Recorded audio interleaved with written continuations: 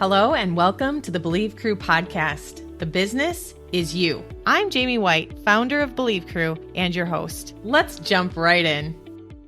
Welcome to the podcast. The business is you. Today I have Heidi here with me, and we're going to jump into my favorite subject, if you haven't already figured out, personality assessments. She has a new one that she's going to take me through. So Heidi, tell us a little bit about what you do and what you're into. Awesome. Well, thank you for having me. I always love the weird connections, right? Where how we meet each other, how we come to be. And I just want to honor like the quick start nature of what happened. And that will make sense in a little bit when you start to understand more about this new assessment. We are both quick starts. And so the fact that this happened, that we both were at the same place at the same time is a miracle. And it's wonderful. So I'm Heidi Metro. Yes, it's Metro. Now you know, everybody's in the club. I'm a leadership coach. I believe in updated leadership and leadership from the inside out. So we talk a lot in my company. It's called When You Lead, Coaching and Consulting. We talk a lot about outdated leadership, which is this leadership that's top down, which is do what I say type of leadership, versus harnessing the innate strength and the innate gifts of the individual and have that ripple out. So we talk a lot about updated leadership. And one of the tools that we use is this assessment called the Kolbe assessment, which you took. I'm so glad you did. Yeah, so I'm excited to dig into that. And I want to kind of go back to what you said about this idea of updated leadership and what the difference is in your mind. And we just had an experience even recently in Believe Crew with our team where, you know, it was kind of a moment where I threw up my hands and I was like, I don't know what to do going forward. I'm like super vulnerable, right? Like I'm trying to figure it out. And then all of a sudden I'm like, this isn't. And I finally said to the team, like, I need each of you to figure out what you want. I need you guys to get clear on what you want. And did not realize how much of an impact that was going to have in a positive way. Like it was almost like one of those, you know, what could happen here? This could actually go in so many directions, right? But being willing for those directions. And then one of our team members showed up like 110%. And she was like, I know what I want. And it was so clear. And it was so like, here's what I need from you. Like if we would have given her that position and said, given her that responsibility and said, I need you to come up with, you know, blah, blah, blah. I think it would have felt heavy. But because she took ownership and she saw the vision and she came to us and she's like, I know what I want. And here's what I need from you. And we're like, thank you. This is so beautiful. So it's just, I'm totally into what you're bringing out in terms of leadership because I'm 100% on board. We don't have the answers at the top. Yeah. And I think that it is outdated to think that the leader is going to have the answers all the time and not only have the answers, but have the step-by-step and then hold everyone to account. It's overwhelming and it's pervasive in our culture. And what I have found, especially with women leaders, is it's really lonely. Right, and you feel like you have to do this in every facet of your life, in your family, in your business, in your family of origin as parents are aging, right? In your church community and all of these other places. It's like, I don't know is the bravest thing that a woman leader, in my opinion, could say. And it is this reclamation of I lead differently. I do lead differently. And it's really beautiful. And what you're bringing up too is the way that we've shifted the culture even in our family, and we lead differently today in our family. And our family, we started embracing, I would call it like the Summerhill model, or I don't know exactly if there's a name for it, but we started embracing family meetings coming from the place where the parents don't have all the answers. And like, if there's an issue, like even between siblings, we're like, well, we'll bring it to family meeting. And so then we vote on it and the siblings have a vote, you know, my kids have a vote at the equal. And sometimes my husband and I, we get outvoted, but it has really empowered them. Yeah. Yeah. Ooh, I got goosebumps on that. I think there is something about, we talk about it a lot in When You Lead, of the physiology of leadership. And you said it very beautifully. We're like, it started to feel heavy. Right. That is a physiology. That's like the weight of the world on your shoulders. And for me, and I think you probably lead the same way, you feel it in your heart. Yes. Yeah. It's like this, and heart disease is rampant among women. And I think part of that, there is an energetics of leadership. And I want my kids to have that physiology of leadership. And leadership is not about control. Leadership is about trust. Yeah. Leadership is about, I trust myself and my gifts, and I trust you and your gifts, and how we call it the Metro co-leaders. We are co-leading this time and space and history of our family. And it's always changing, right? Because they're going to leave eventually. Like, I know that's the goal. It's weird. Right. But I want if them to we've get done out our into the job right, world and know how to do it. same in companies. If we've done our job well, Same. then people are growing, and they're going to Yes. grow. They could grow beyond the position that we Right. have for them, or the positions that we have available in the company. And that's okay. That's a good thing. That means we're doing our job. Like, it feels It weird, is. but I think Yes. I think we speak the same language. Isn't that neat? And you just never know what's going to happen. You're like, Yeah. do we like each other? Yeah, we do. Yeah, totally. Now I want to know more. Now I'm like, okay, do you just want to keep talking? Because I'll talk forever and hours. So yeah, no, I'm going to let you lead this, though. Let you I point love me in the right it. direction. And I guess if you're open to it, I'm ready to jump into my assessment for a little bit, and then take us wherever else you want to go. So let me see if I can share my screen for anyone that wants to join in from a video perspective. And I love it. We're looking Welcome. at the Kolbe and my assessment. So, oh my gosh. What should we see? I just want to honor. Yes, I can. I just want to honor the bravery to share this. And you and I think, are both kind of like, ready, fire, aim kind of people. Yes. And so it doesn't surprise me that you're willing to share, but I do want to acknowledge that you are. And I'm a junkie when it comes to assessments, and I think a lot of people are. I think that there's, especially in this time in history, we have access to so much. We have access to so many types of assessments, so much information, and it can be a little overwhelming. So I also want to thank you for being willing to do something new, because it's rare to come upon an assessment that people haven't heard of. And the Kolbe is one of those. They've been around for, 25, 30 years, but it's still new. And for those of you that have taken a lot of assessments, DISC, and you've got Myers-Briggs, you've got StrengthsFinders, you got all of these different assessments, and those are wonderful. And typically they are pointed towards your affective, your feelings, the affective part of your mind. And it's wonderful to have self-knowledge, but what do you do with it? Because at some point, leadership is about action. Leadership is about making decisions and moving something forward. And that's really the gap that Kolbe fills. And so they talk about the conative part of the mind. The conative part of the mind is, who are you when you're purposeful? Who are you when you are doing? And as CEOs of companies, as leaders of teams, we're constantly doing. And what I also know to be true, especially about women leaders, is we want to be efficient. We want to be productive. We have perfectionistic tendencies that we're overcoming. And for me, the Kolbe was a way to make peace with my leadership style. Who am I when I am purposeful? Because I do feel very purposeful. I feel like I know my purpose. I know I am purpose. I want all people to be on purpose. And the Kolbe is a level setting language. So we found that when teams know each other's Kolbes, or when I found out my partner Mike's Kolbe, that was a game changer in our marriage. Holy Christmas. I was like, oh, you're not nuts. And I'm not crazy.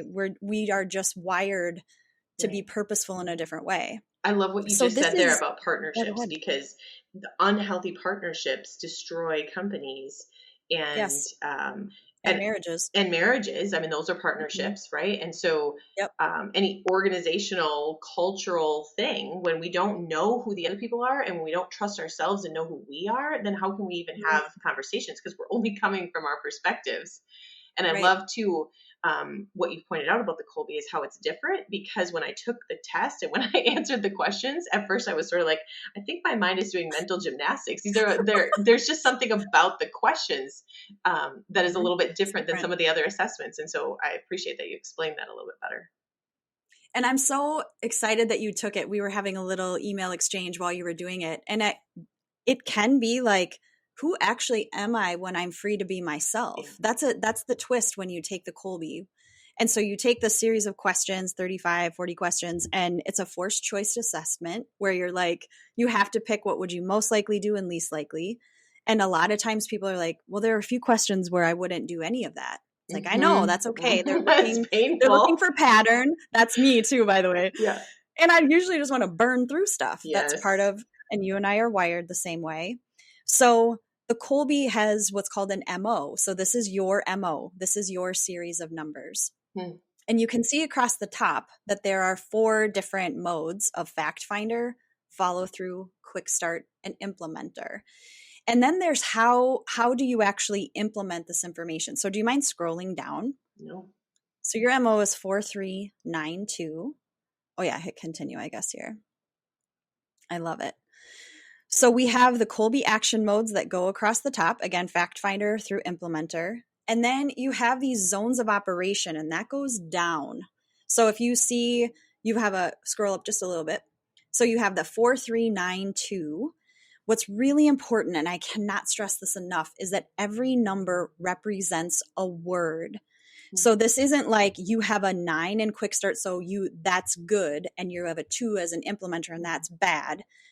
Every number represents a word.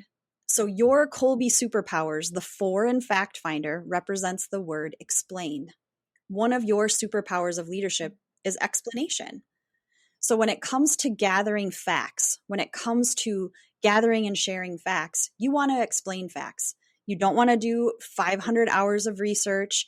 You're like, give me the basics. What do I need to know? I literally, if I could get a Cliff Notes or a summary version of every book out there that I love reading, that would be beautiful. Yeah. Same. So just for full disclosure, my Kolbe is a 5672. So you showed me yours. I should show you mine, right? I'm a 5672. So I understand. Give me the Cliff's Notes. Yeah. I'm a 5. So I'm very near you in that. If you are a fact finder that has a 1 through 3 number, you are like even more Cliff's Notes, just like straight facts, man. I don't need all of it. That's not how I want to spend my time. When you're in that middle space where you're like 4 to 7 or 4 to 6, that's where you're kind of in this bridge moment. You want explanations, you want Cliff Notes. If you are in that 7 to 10 for fact finder, this is where Google was made for you. This is like, give me everything. My husband is a initiating fact finder. That's his longest line, his highest number. The amount of information this kid can retain, I'm like, dude, I stopped paying attention 100 years ago. Like, none of this matters to me, but it matters to him. Yeah. And these are needs. This is not just a preference. These are needs. What's really wonderful is you and we're very compatible. There's not a lot of conative stress. So conative is who you are when you're on purpose, who you are when you're doing. We don't have a lot of conative stress between us. My husband and I do in our fact finder line. But we know that, and I'm able to say, that's enough. Yeah. Yes. Yeah. And when you have a team, it's important to have synergy. It's important to have diversity when it comes to how you operate. So you wouldn't want a whole team of 4 fact finders. You'd miss a lot of details. You also may not need a team of everybody's an 8 fact finder. You'll never get anything done because then you'll need more facts and you'll need more facts and you'll need more facts. So part of what we do on the coaching side is to help you enact your Kolbe so that you're not getting stuck. You're not getting paralyzed by your strengths. Does that make sense? Yeah, that's beautiful. Yeah. Yeah. Not operating out of fear. No, you're operating out of, this is what I'm really good at. And we still need each other, right? We need this interdependence. We need to have co-leadership. So your follow through line, that's the blue. Your Kolbe superpower is adaptation. So follow through is about systems. It's not about like following through of completing.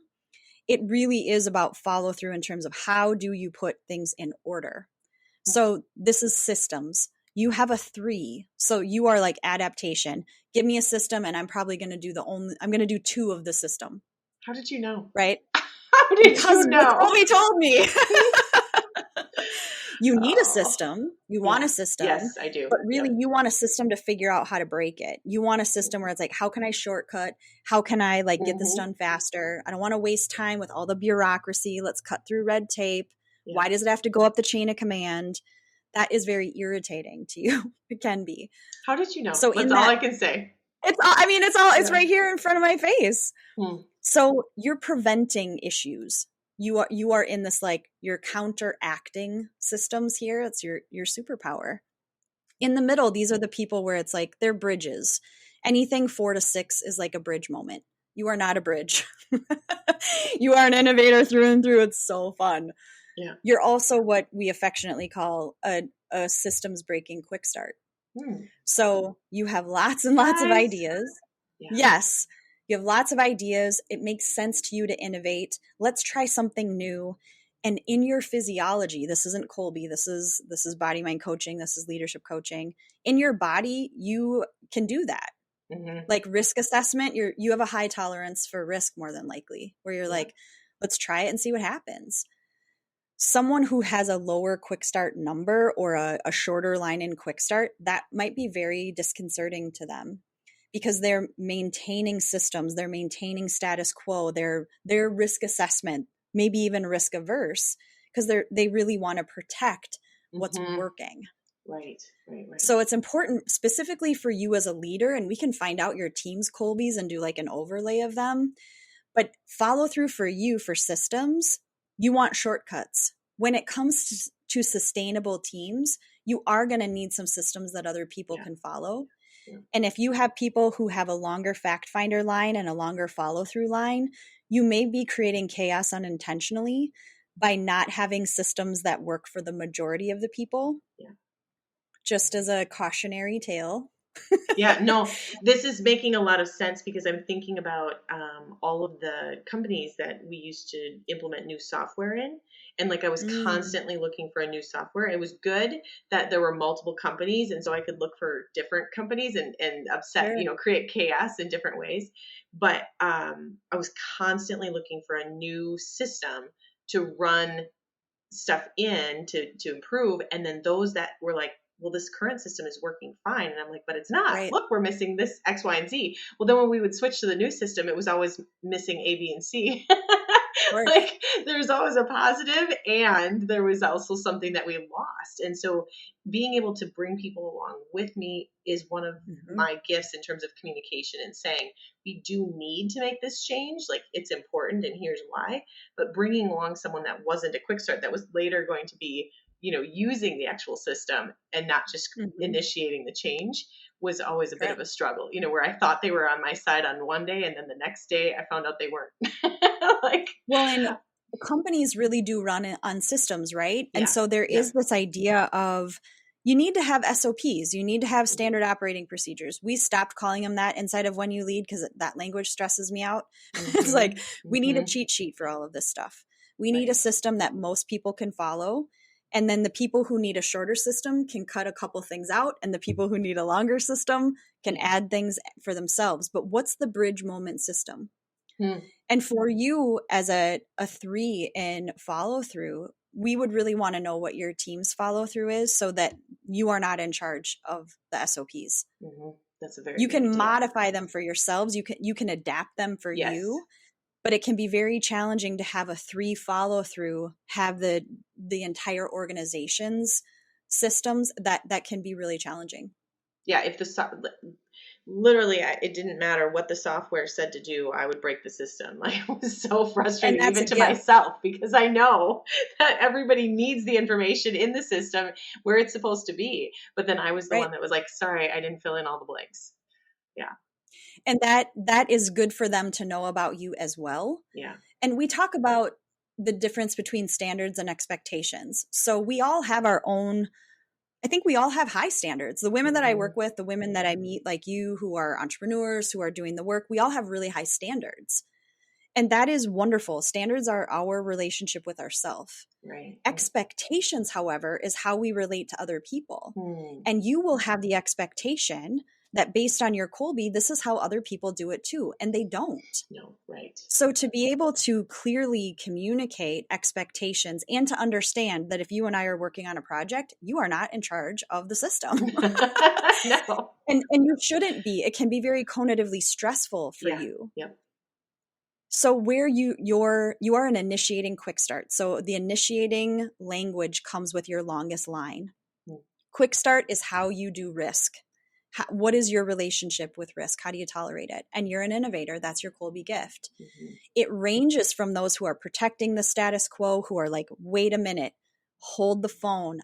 Here's the stop sign. And you need those in your organization, especially with a 9 quick start. Yeah. You need Yeah. somebody A to lot of challenge them. you at some point. I'm sure. I'm sure. Please But this way filter you my can new start. idea. But then what's really exciting is you don't have to bring them into the beginning part of your process. Mm-hmm. So I'm going to explain that in just a moment. What you need to know for you when it comes to your Kolbe gift, it is about innovation. It is about taking a problem and going, wow, this is exactly like, I have a ton of ideas on how we could do this. I have like, we could do this and we could do this and we could do this. That's a skill. It's a gift. It's also a need of yours. Mm-hmm. Innovation is a need that you have. Yeah. How many different ways can we solve this problem? Not all of them are going to be good, Mm-hmm. but you are going to be able to go, well, let's try it. Yeah. But again, that's a physiology. You and I, as that quick start energy, is we have the physiology to go along with this. So then when it comes to implementer, the implementer number for you then, your gift when it comes to implementation, and this is not implementation, let me correct myself. Implementor is like skills and tools and how you touch things on a tangible level. So think implement, you and I are in the Midwest, farm equipment. That's an implement. How do you tangibly work with solid objects? You and I. And what are you going to tell me? Yes, I'm curious here. I have stories. I believe that you have stories. You should be left to the daydreaming about things, the envisioning of things. Please don't go fix stuff. Please don't go build models. You are not designed to do anything but go, wow, I think this is possible. And who else can do this tangibly? You are speaking to my heart so much. The moment that I like really felt this was we had started an escape room and I had set some of the locks. Like I did not do any of the build out, but I thought I could set the locks. And then when we put people through a couple of test runs and they couldn't get out, we had to cut with the bolt cutters the locks off, because I had set the locks wrong. And I was like, this is that moment where I'm just like, hands on, not my gift. No, not my hands gift. on, not your gift. Like brain up to the sky and what could it look like? The challenge that you and I have, because you and I have the very similar numbers in these categories, is I can see the entire project done. My challenge then is waiting for like time and space to catch up with my vision. Right. Like, I'm sometimes 5, 10, 20 years out. Like it just, I mean, in real estate development, that works, right? Like things take time and people know it takes time. But in some of the other spaces that I've been in and played in, sandboxes I played in, I'm like, there's a time element that I'm missing. Yeah. Same. Yeah. Same. And it can be very frustrating. Yes. And it, especially in the online space, especially because we're in, I'm with you. It's even weirder that you and I are having this conversation. Like, how is this possible? Right. But technology makes it seem like things should go more quickly, but people are still people. I don't care how much AI we got going on. I don't care how many Zoom rooms you are in on a daily basis. People still have needs and people need to be celebrated for their strengths. So the Kolbe really is about your strengths. This is not about you becoming a locksmith now, my friend. Please don't. Thank you. This is not to anybody's benefit. No. I can see it's possible and I can hire it. It's just that. Bingo. And that's a beautiful mantra. Hire it out. Why on earth would I want to do this for myself? Except my garden. I really enjoy like hands-on in my garden. Dirt therapy I think is great for my soul. But we are not living off of my garden. We would be starving.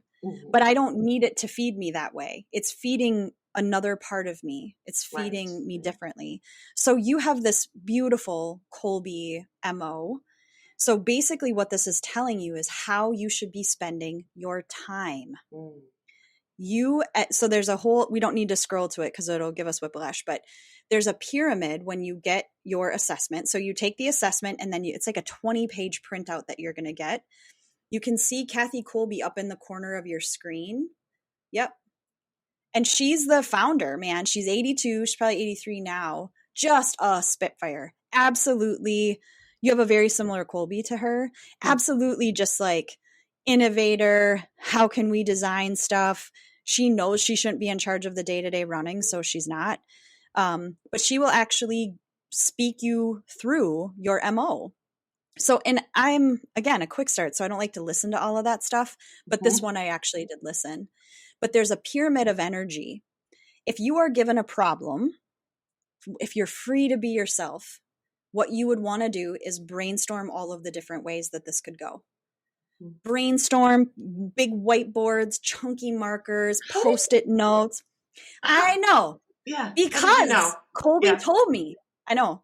And then it's like, okay, what are the Cliff's Notes? What kind of facts do I need to support this? How can I make sure that this is sound? How can I quick start this? How can I like shortcut a system that's already in place to get this going? Because I already see the done project. Totally. That's you, yeah? Totally. So now what we can do with this is look for where you may be having some cognitive stress. Do you feel like you have to research? Do you feel like you are in charge of SOPs? Do you feel like you have to be the risk manager and or be a locksmith? All of those things are going to create cognitive stress. Now, to be very clear, there are 12 Kolbe strengths. These 4 just happen to come more naturally to you, but you have all of them. So say that again. There are 12, but I'm seeing 4. So you're saying those are your primary. There are 8 more Correct. that didn't even make it on my radar. They are all there. You just don't have the same chart that I have. So within Fact Finder, you are explain. Then there's the next 5 through or 4, excuse me. Oh, 1 through 3 has its own word. 4 through 6 has its own word. 7 through 10 has its own word. So there are 12 Kolbe strengths total, and you have all of them. Everyone has all of them. These just come more naturally to you. Yeah. So you wouldn't be able to say, I can't, right. I can't do an SOP. It's just going to take you more time, and it's going to create frustration. So on our team, we say everybody has to wash the dishes. No one loves washing dishes. No one's an initiating implementer on my team. None of us. But we can all go kind of against the grain for a short amount of time, as long as our job description is written for our Kolbe. And that is the highlight of my team. Every single position is strength centered. It is, who are you? How do you work in the world? How can we tap your innate strength? And we use the Kolbe as level setting language. Revolutionize the way I lead. Truly. Yeah, that's what I'm wondering if you'll dig into that a little bit more in terms of what do you see shift when this happens, or, what made you even want to go down this road? Right. When I went into my coaching program, this was one of the tools that they had us take just to kind of see who we were. And I immediately recognized that I had been living as like an initiating fact finder. And I'm not. I'm a maintainer, man. I get Cliff's Notes, right? I can read if I need to, but I don't want to. Right. I was having so much cognitive stress in my family, in my business. There are other tools that you can take too. One is called the Kolbe B. And this measures what you think your position requires from you. So when I took my Kolbe B, I got another 4 set of numbers, and I overlaid it with my Kolbe A. There was so much stress because I just felt like I was totally out of harmony, out of congruence with my Kolbe. So knowing this information, it was like, oh, if I'm given a problem, so this takes me back to college or even high school. You're given a writing assignment. What do they tell you to do first? Make an outline. I don't want to make an outline. Right. I understand that that's the process, but had someone said, Heidi, this is your Kolbe MO, it would be really helpful if you brainstormed first. If you had a whiteboard and chunky markers and you're like, we could do this and we could do this and then we could do this. And I had this freedom and buoyancy and I was excited. Yeah. And then I could go put it in order. But I didn't even know that step existed. Right. Because primary education is really run by a lot of initiating follow-throughs. So imagine what that does to quick starts like us, where we're like, I don't want to put it in order yet. Like, I don't even know what I'm thinking. Right. Having the permission to brainstorm changed my whole life. It also changed my marriage because brainstorming stresses Mike out. So I don't go to him anymore. Right. Who are your people that you can go to for that? I totally get that. There's a certain personality. Because I could come to you, we'd brainstorm. Yeah. Yes. Yep. You and I would brainstorm for 100 years. Nothing would get done. Yes. Yes. How did you know? Everything would get started. And then we could take all of these ideas, Yeah. give them to fact finder follow throughs and people who are maybe stabilizing quick starts and go, let's poke holes in this. Which one actually holds water? Mm-hmm. And because it was our idea, we're going to get on board with whatever they pick. Right. It doesn't matter which one. Yeah. No, because totally. we're all good. Just Yes. like tell me where's my blind spot? Yeah. How long is this actually going to take to implement is a question I ask my team. Because in my head, it should take 2 weeks. In practice, it's probably going to take 2 months. Mm-hmm. But I still want to race the clock. It's like, okay, if it's going to take 2 months, I'm still going to get it done in 6 weeks. Yes. Because that's part of initiating quick start language. Yeah, it's changed my life. So when you're implementing this in companies, mm-hmm. what is the shift that you see happen? Yeah. Culture. People are happier. There is this, it's such a culture of toxicity. It's such a culture of outdated leadership where it's like, this is the job and this is how you should do it. And these are the benchmarks. Do you read job descriptions nowadays? I'm just like flabbergasted. I know. How awful. That they still think this works. And that they still think that this is appropriate. Right. Not only is it unkind, to me it's like, well, I'm fully unemployable right now. Like legit. No one would hire me because I would be like, oh, is this how we're doing it? Yeah. Yes. I don't think so. Yeah. Do you want to whiteboard how we can make this better? Yes. What I have found, I typically work with women leaders first. Mm-hmm. I believe that when women leaders are supported, companies will change. And so I work with the leader of the team first. And then it's usually a team of like 10 to 20. And we break things out. Everybody gets their Kolbe A. And they start to practice like, oh, this is who I am when I'm in flow. This is who I am when I'm on purpose. And then they can start to teach people how they work. Mm-hmm. So the golden rule is to treat everyone the way we want to be treated. The platinum rule is to treat others the way they want to be treated. Right. And if I can treat you with your gifts and talents centered, we have so much more. Oh, I've got goosebumps even thinking about it. We trust each other and I trust myself. And then when you're having a disagreement, this is not personal. This is cognitive. So the drama, it's very interesting because I don't ever lead with drama. It's too vulnerable. Mm-hmm. But when I get into about hour, 2 of my conversation with the leader and it's like, tell me the drama. What's happening on your team? And they all are like, oh, a lot of personality conflicts are not that. They're cognitive differences. Yeah. And that changes significantly when people have a common language and they can advocate for themselves.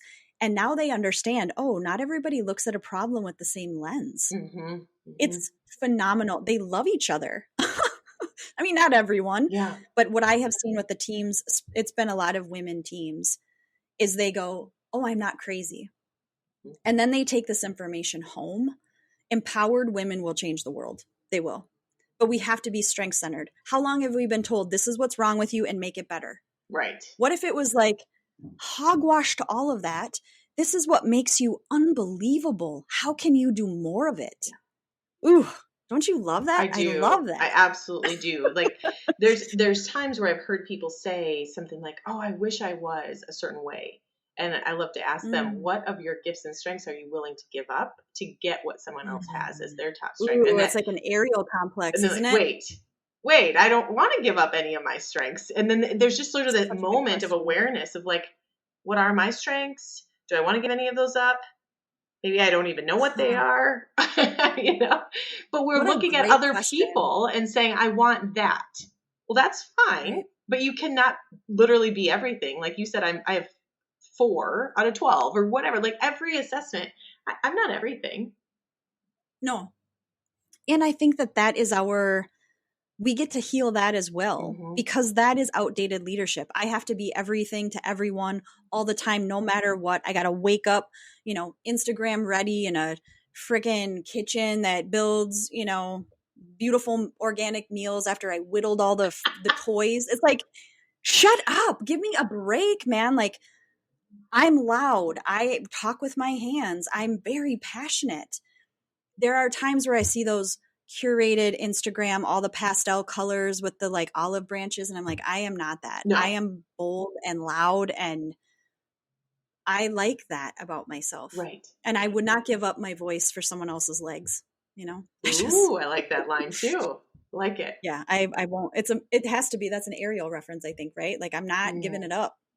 Yeah. I have worked incredibly hard to fall in love with this version of me, to appreciate what I've been given, to learn how to use it. I'm not giving it up now. I'm just getting started now. It's like, oh, thank God for 43. Thank God for my 40s. Thank God for just this idea that who am I and how do I get to express it? Right? Oh, I don't want to waste time being anybody else. I am just like, preach it. I just want to hear, right? I just want to hear more, because this is, I can 100% agree. And the more I find out about me, the more I want to step into me. And then the more, like you said, I can love myself and I can trust myself, because one of the issues in leadership is, I've heard the saying, you know, like, well, I just can't trust somebody else. Is that the problem? Or is it that we don't trust ourselves? Right. And do you trust that if you make a mistake that you can course correct? I think that's like back to the reading job descriptions, like an excellent eye for detail and exemplary, blah, blah, blah. It's like too much pressure. Yeah. Like no one's going to be that. You've already set me up to fail with that type of job description. That's another cool thing with the Kolbe is like, you can have everybody take the Kolbe when you're hiring them. And then you can take they can take the Kolbe B. Who do they think they need to be for this position? Ooh. There's another assessment called the Kolbe C, where the leader takes an assessment on the position. And then the fun really happens, because I can overlay all of those numbers, and it's usually the leader who's creating the challenge. Right. Because they think that the people should do the job the way they would do it. It's like, but that's not what you hired them for. Yeah. And then I get to do some leadership work, which is like, oh, it's so fun. There's something that you said in the beginning that is coming back again now, and thinking about that difference between top-down leadership versus, you know, when everybody is empowered to really work in their gifts and strengths.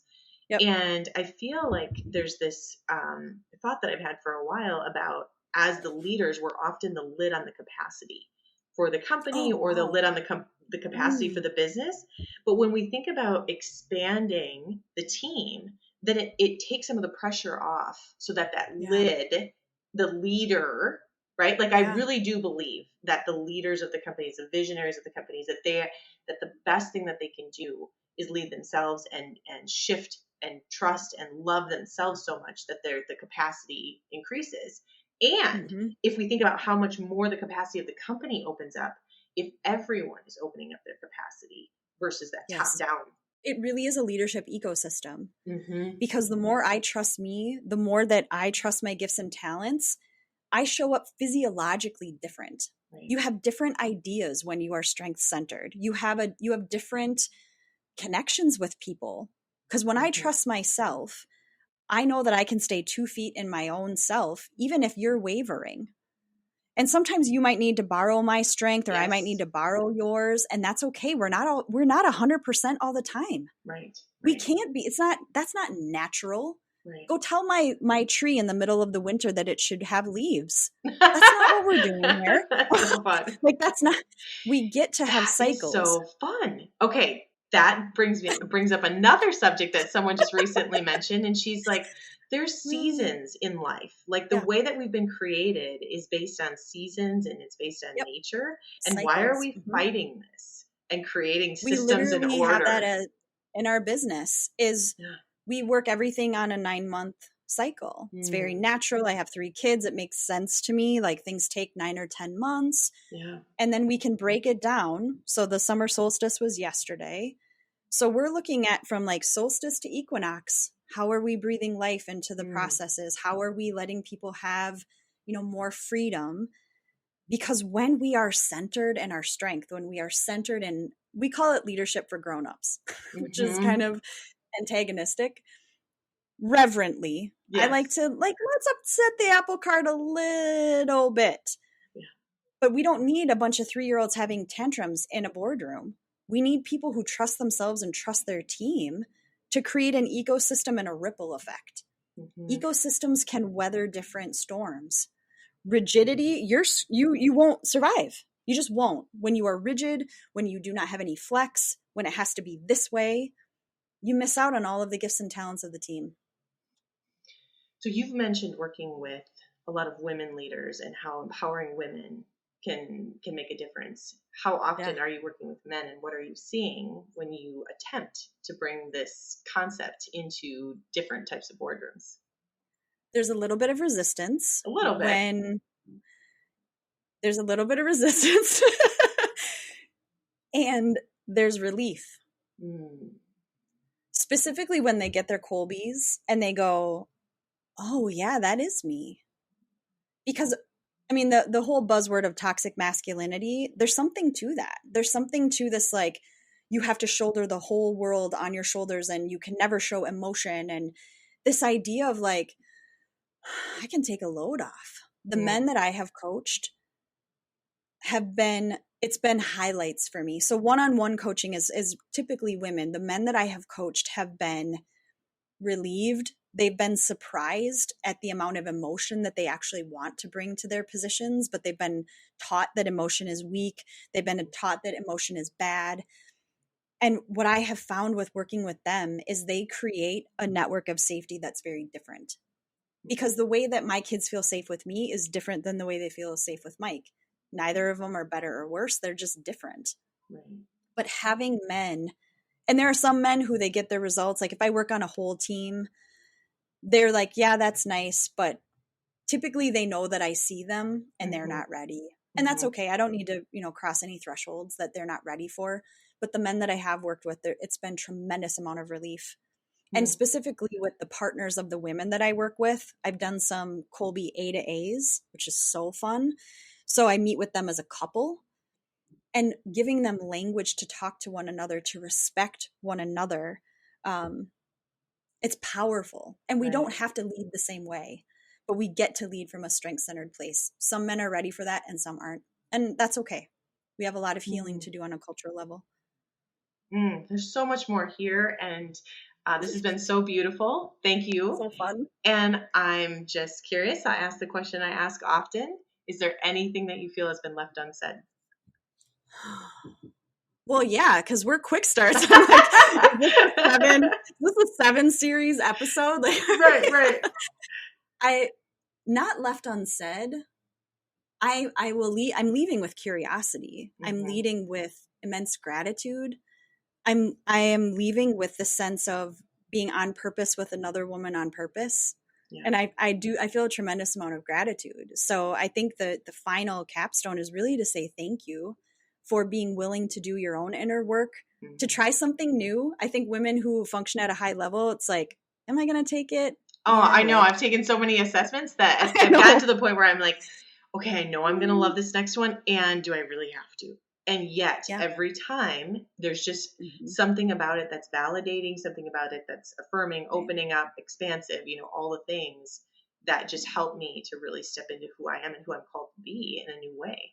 So I'm super thankful that you walked me through it, because just looking at the assessment does not at all give me, the information that you're able to bring to the table. I mean, and I think that's true, again, with any assessment. Like, we can look at these reports, but if we don't have somebody telling us, like speaking in us, speaking to us, and saying, thank you for these gifts that you bring, there's something about that that's really impactful. And I really appreciate that you've done that today, as well as bringing in that more common language of what does it look like to have healthy organizations, culture. What does culture mean? It's a buzzword, but when we talk about how to create that culture, then maybe it can become, normalized, just like we're normalizing the language using the assessments, normalizing what healthy looks like. Yes. Yes. Creating the win-win-win for the individual, for the team, and for the organization. And when you have healthy organizations, we do have a healthy culture globally. And I am still that 5-year-old in my bedroom. Like, I want world peace. I may not see it in my lifetime, but if you can love you and I can love me, that's a beautiful thing. So I appreciate you, Jaime. Thank you so much for inviting me, for having me here. I really am grateful. Thank you. Thank you. Thanks for sharing this. I really appreciate it. And I appreciate the work you're doing.